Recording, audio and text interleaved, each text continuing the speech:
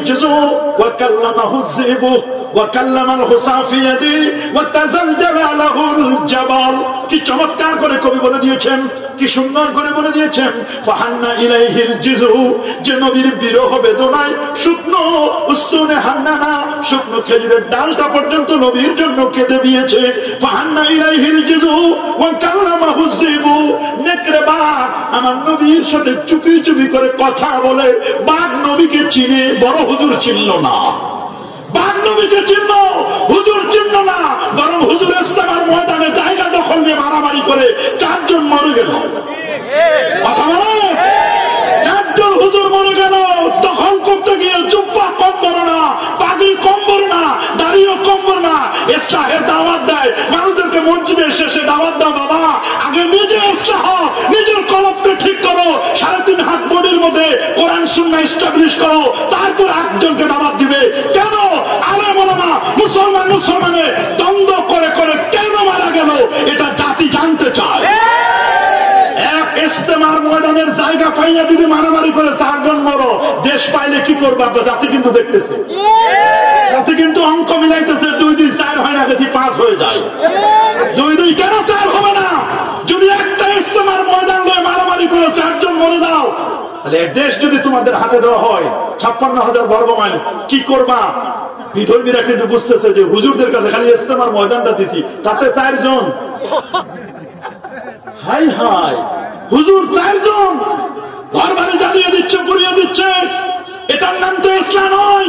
কথা মানে, আমরা তাবলীগ জামাতের বিরোধিতা করার উদ্দেশ্য আমাদের নয়। আমরা বলছি তোরা ইসলাম 1টা করো, 10টা করো, মারামারি কেন? আমার ইসলাম কি মারামারি শিখায়? কি বলে আমার ইসলাম কি মারামারি শিখায়? আমার ইসলাম মারামারি শিখায় না। আমার ইসলাম বিধর্মীদেরকে পর্যন্ত জায়গা দিয়ে দিয়েছে। আল্লাহু আকবার বলেন। আমার ইসলাম বিধর্মীকে জায়গা দিয়েছে। বেদুইন ঘোড়া চালাইয়া মসজিদে নববীতে চলে আসছে, ওই পেশাবের চাপ ধরছে, এমন পেশাবের চাপ, ঘোড়া থেকে নেমেই মসজিদে নববীতে পেশাব করে দিয়েছে, যে মসজিদে 1 রাকাত নামাজ পড়লে 50,000 রাকাতের সওয়াব। সাহাবায়ে কেরাম বলেন ধরো ধরো, মারো ওকে। নবীজি বলেন মাহ মাহ, উতরুক উতরুক, ছেড়ে দাও, ওকে মেরো না। ও লোকটি বুঝে নাই, ও যে আমাদের এটা ইবাদতখানা, মসজিদ, ও তো জানে না। ওকে ভালো করে ইউরিন পাস করতে দাও। সুন্দর করে ইউরিন যখন পাস করলো, প্রস্রাব করলো, নবীজি ওকে কাছে ডাকলেন, বলে শোনো, তুমি জানো এটা মুসলমানদের ইবাদতখানা? উনি বললেন ইয়া আসফালি, আমার কত আফসোস, আমি তো চিনি না। বলে দেখো, মুসলমানদের ইবাদতখানা তুমি কিন্তু ইউরিন পাস করেছো, তুমি কিন্তু পেশাব করে দিয়েছো।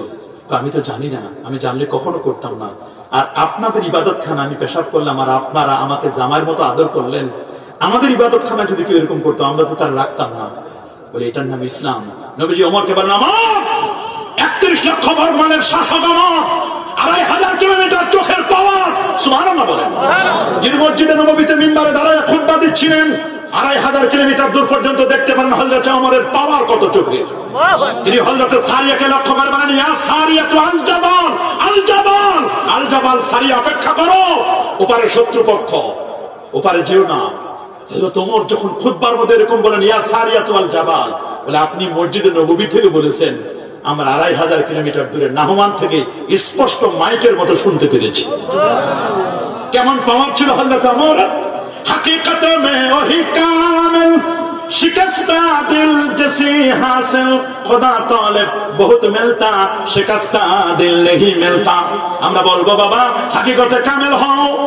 জঙ্গির ইস্তেমা যারা মারা গেল, এদেরকে শহীদ বলবেন না কি বলবেন? এইজন্য আমার রাসূল বলেছেন আল কাতিল ওয়াল মাকতুল কিলাহুমা ফিন্নার, যে হত্যাকারী আর যাকে হত্যা করা হয়েছে উভয় জাহান্নামী। সাহাবীরা বলল হুজুর, যিনি হত্যা করেছেন উনি জাহান্নাম, কিন্তু যাকে মারা হয়েছে ওই লোকটার কি অপরাধ? বলেন না, ওই লোকটা কি অপরাধ করছে ইয়া রাসূলুল্লাহ? হুজুর বলেছেন একজন চান্স পাইছে, আরেকজন চান্স পায় নাই। দেখেন আল্লাহ নবীর কি বাণী, আল্লাহু আকবার বলে। বলে একজন চান্স পাইছে, আরেকজন চান্স পায় নাই। খালি যদি চান্স পাইতো ও কি ছাড়তো? বলেন না, ও কি ছাড়তো? একজন চান্স পেয়েছে, আরেকজন চান্স পায় নাই। আমরা বলি তাবলীগ জামাতের বয়স এখনো 100 বছরও হয় নাই। 100 বছর হয়েছে নাকি? যদি তাবলীগ জামাত বেদাত না হয়, আমার নবীর জন্ম বৃত্তান্ত আলোচনা করলে এইটারে কেন বেদাত বলো?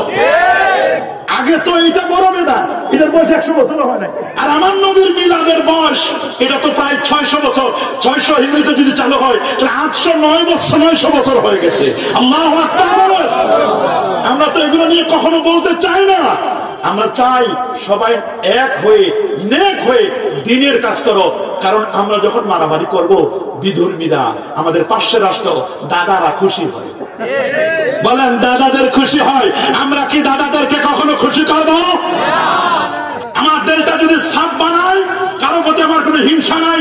সাতপন্থীরা আমার ভাই, জুবাইরপন্থীরা আমার ভাই। কোন সমস্যা হলে সংশোধন করে নিব। ফাসলিহু যাতা বাইনিকুম, ফাসলিহু যাতা বাইনিকুম। পরস্পরের মধ্যে ইসলাহ করে নেবে, ইসলাহ করে নেবে, সংশোধন করে নেবে। সবাই মিলে বসুন, বসে মুসলমানদেরকে আর কত কলঙ্কিত করবেন, কত কলঙ্কিত করবেন। মুসলমানদেরকে নাম দেখলে মানুষ ট্যাগ লাগাই দেয়, সন্ত্রাসী, বোমাবাজ বলে, কি বলে না? আর এখন যে মারামারি করি, শুনছি টঙ্গীর ইস্তেমা থেকে অনেকগুলো অস্ত্র পাওয়া গেছে। এগুলো দেখাচ্ছে, এগুলো দেখলে আমাদের কলজা ছিঁড়ে যায়। কথা বলে না কেন? বলার সময় তার কোন হুজুর এগুলো বলে না, বলার সময় পাইকারিদের বলে যে আলেমদের কাজ। কথা বলে না কেন? আলেমদের কথা বলে। এই জন্য আমি বলি, আলেমরা সিদ্ধান্ত নেওয়ার সময় চিন্তা ভাবনা করে সিদ্ধান্ত নেবেন। আলেমদের সিনায় কোরআন আছে, নবীর সুন্নাহ আছে। আমার নবী যখন কাউকে নেতা বানাইতে চাইতেন, নবীজি প্রথমে জিজ্ঞেস করলেন, হাল ফিকুম হুফাযুম মিনাল কোরআনিল কারীম, তোমাদের মাঝে কি কেউ কোরআন কারীমের হাফেজ আছো? সাহাবীরা জিজ্ঞেস করলো, হুজুর হাফেজ কেন? কয়, যার সিনায় কোরআন আছে সে কখনো দুর্নীতি করতে পারে না, সে কখনো অন্যায় করতে পারে না। যদি হাফেজে কোরআন পাওয়া না যেত, নবীজি জিজ্ঞেস করতেন, তোমাদের মধ্যে কি এমন কেউ আছে যে সূরাতুল বাকারা যার মুখস্থ আছে? তাকে নবীজি নেতা বানাই দিতেন। আমরা তো নেতা বানাই এখন অন্য রকমের, অন্য রকমের না। নেতা বানাইতে হবে যার সিনায় আল্লাহর কোরআন আছে, আল্লাহর কোরআন। আল্লাহু আকবার। সিনায় কোরআন থাকতে হবে।